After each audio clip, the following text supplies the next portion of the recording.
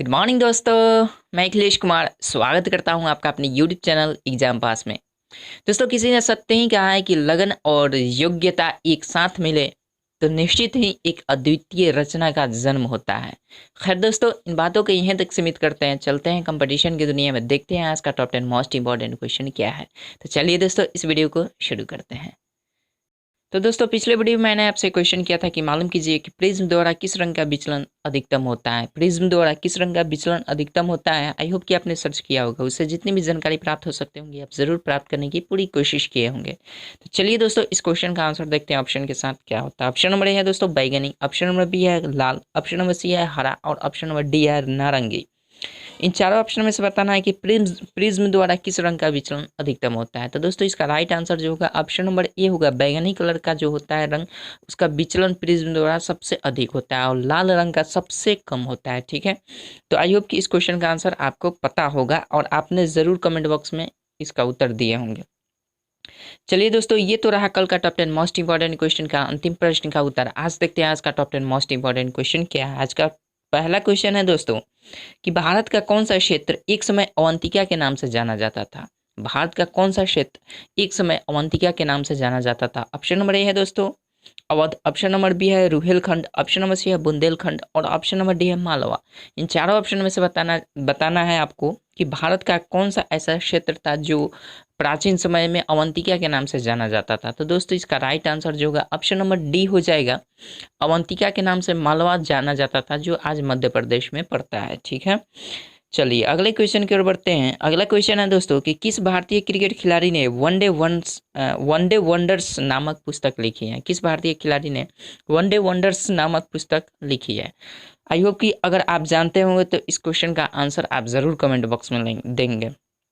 चलिए, option number A है दोस्तों Kapil Dev, option number B है Sachin Tendulkar, option number C है सुनील गावस्कर और ऑप्शन नंबर डी है रवि शास्त्री। आपके सामने चार ऑप्शन है। इन चारों ऑप्शन में से आपको बताना है कि किस भारतीय क्रिकेट खिलाड़ी ने वनडे वंडर्स नामक पुस्तक लिखी है। तो दोस्तों, इसका राइट आंसर होगा, अगर आप जानते हैं तो आप ज़रूर कमेंट बॉक्स में लिखने का पूरा प्रयास कीजिएगा, नहीं जानते हैं तो आप याद कर लीजिएगा। इसका राइट आंसर जो होगा दोस्तों ऑप्शन नंबर सी होगा, सुनील गावस्कर होगा। इसका option number C is the right answer. Sunil Gavaskar one day wonders के नामक पुस्तक की रचना की है। ठीक है, चलिए अगले क्वेश्चन की ओर बढ़ते हैं। अगला क्वेश्चन है दोस्तों कि सड़क पर चलते समय किसी बैलगाड़ी के पहियों की गति किसका उदाहरण है। सड़क पर चलते समय किसी बैलगाड़ी की पहियों की गति किसका उदाहरण है। दोस्तों, ऑप्शन नंबर ए है दोलनी और घूर्णनी गति, ऑप्शन नंबर बी है दोलनी और स्थानांतरणीय गति, ऑप्शन नंबर सी है स्थानांतरीय और घूर्णनी गति और ऑप्शन नंबर डी है केवल स्थानांतरीय गति। दोस्तों, इसका राइट आंसर होगा option number C. Option number C स्थानांतरीय और घूर्णनी गति होती है। ठीक है, तो आई होप कि अगर आपने इस चीज़ को पढ़ा होगा तो आप इस क्वेश्चन का आंसर श्योरली देंगे। तो इस क्वेश्चन का आंसर जो होगा दोस्तों ऑप्शन नंबर सी होगा, स्थानांतरणीय और घूर्णनी गति होती है। ठीक है, चलिए अगले क्वेश्चन की ओर बढ़ते हैं। अगला क्वेश्चन है दोस्तों कि भारत सरकार ने निम्नलिखित में से किस शासक से अपना प्रतीक लेकर अपनाया। ऑप्शन नंबर ए है दोस्तों अशोक, ऑप्शन नंबर बी है कृष्णदेव राय, ऑप्शन नंबर सी है पुलकेशिन और ऑप्शन नंबर डी है कनिष्क। इन चारों ऑप्शन में से आपको बताना है कि भारत सरकार ने निम्नलिखित में से किस शासक से अपना प्रतीक लेकर अपनाया है। तो दोस्तों, इसका राइट आंसर जो होगा अशोक होगा। ठीक है, आई होप कि इस क्वेश्चन का आंसर आप जानते हैं, चूंकि अशोक का जो सारनाथ में जो अशोक स्तंभ है उसी को लेकर हमारे भारतीय सरकार ने इसकी राष्ट्रीय अपना प्रतीक अपनाया है। ठीक है, चलिए अगले क्वेश्चन की ओर बढ़ते हैं। अगला क्वेश्चन है दोस्तों कि जीवन के किसी भी रूप में धारित करने वाला स्थल क्या कहलाता है। जीवन के किसी भी रूप में धारित करने वाला स्थल क्या कहलाता है। ऑप्शन नंबर ए है दोस्तों जीव भार, ऑप्शन नंबर बी है जीव मंडल, ऑप्शन नंबर सी है स्थल मंडल और ऑप्शन नंबर डी है जल मंडल। इन चारों ऑप्शन में से बताना है कि जीवन की किसी भी रूप में धारित करने वाला स्थल क्या कहलाता है। दोस्तों, इसका राइट आंसर होगा जीव मंडल कहलाता है। ठीक है, अगर आप जानते हैं तो कमेंट बॉक्स में लिखने का पूरा प्रयास कीजिएगा, नहीं जानते हैं तो याद कर लीजिएगा। दोस्तों, ये वीडियो किसी भी तरह आपको अच्छा लगे तो अपने दोस्तों में जरूर शेयर कीजिएगा और चैनल को सब्सक्राइब नहीं किया है तो दोस्तों चैनल को सब्सक्राइब कर लीजिएगा, बेल आइकन प्रेस कर दीजिएगा सब्सक्राइब करने के पश्चात। चलिए अगले क्वेश्चन की ओर बढ़ते हैं। अगला क्वेश्चन है दोस्तों कि जब कोई व्यक्ति सोता है तो उसका रक्तचाप क्या होता है।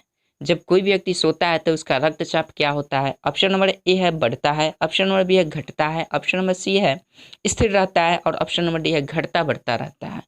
इन चारों ऑप्शन में से बताना है कि जब कोई व्यक्ति सोता रहता है तो उस समय उसके रक्तचाप क्या होते हैं।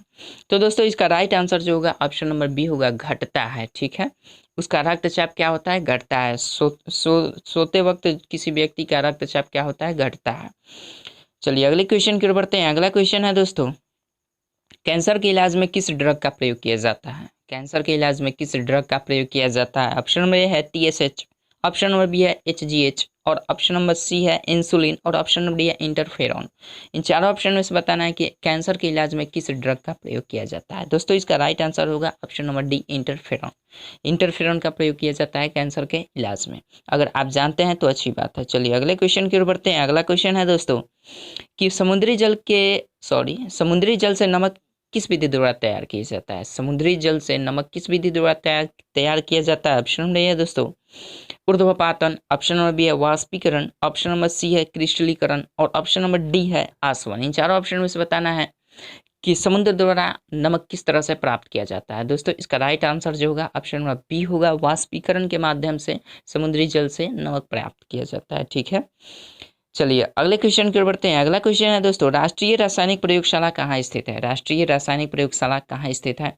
ऑप्शन नंबर ए है दोस्तों नई दिल्ली, ऑप्शन नंबर बी है लखनऊ, ऑप्शन नंबर सी है पुणे और ऑप्शन नंबर डी है कोलकाता। इन चारों ऑप्शन में से बताना है कि राष्ट्रीय रासायनिक प्रयोगशाला कहाँ है। दोस्तों इसका राइट आंसर जो होगा ऑप्शन नंबर सी होगा, पुणे में है। ठीक है, इसका राइट आंसर कहाँ होगा? पुणे में होगा। अंतर्राष्ट्रीय प्रयोगशाला कहाँ पे है, राष्ट्रीय प्रयोगशाला कहाँ है? रासायनिक प्रयोगशाला वो पुणे में है। ठीक है, चलिए अगले क्वेश्चन की ओर बढ़ते हैं। अगला क्वेश्चन है दोस्तों, पारा जमता है। पारा जमता है मतलब किस डिग्री सेंटीग्रेड पर जमता है?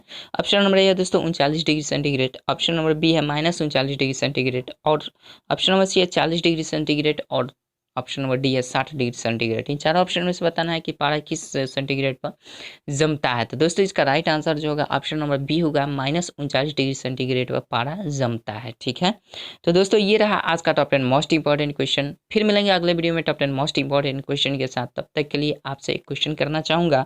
इस क्वेश्चन का आंसर आपको फाइंड करना है और कमेंट बॉक्स में ज़रूर लिखना है। अगर आप जानते हैं अभी तो अभी ज़रूर लिख दीजिएगा, नहीं जानते हैं तो आप इसे सर्च कीजिएगा। इससे जितनी भी जानकारी प्राप्त हो सकती होंगी आप ज़रूर प्राप्त करने की पूरी कोशिश कीजिएगा और फिर आप कमेंट बॉक्स में लिखने का पूरा प्रयास कीजिएगा। चलिए क्वेश्चन है आपके लिए कि योजना आयोग का नाम बदलकर नीति आयोग कब रखा गया? योजना आयोग का नाम बदलकर नीति आयोग कब रखा गया? इस क्वेश्चन का आंसर आपको फाइंड करना है। अगर आप अभी जानते हैं तो दोस्तों कमेंट बॉक्स में लिखने का पूरा प्रयास कीजिएगा, नहीं जानते हैं तो दोस्तों आप ज़रूर इससे सर्च कीजिएगा। इससे जितनी भी जानकारी प्राप्त हो सकती होंगी आप ज़रूर प्राप्त करने की पूरी कोशिश कीजिएगा और फिर आप कमेंट बॉक्स में पूरा लिखिएगा। तो चलिए दोस्तों आज की इस वीडियो में बस इतना ही। फिर मिलेंगे अगले वीडियो में टॉप 10 मोस्ट इंपॉर्टेंट क्वेश्चन के साथ। तब तक के लिए जय हिंद, जय भारत।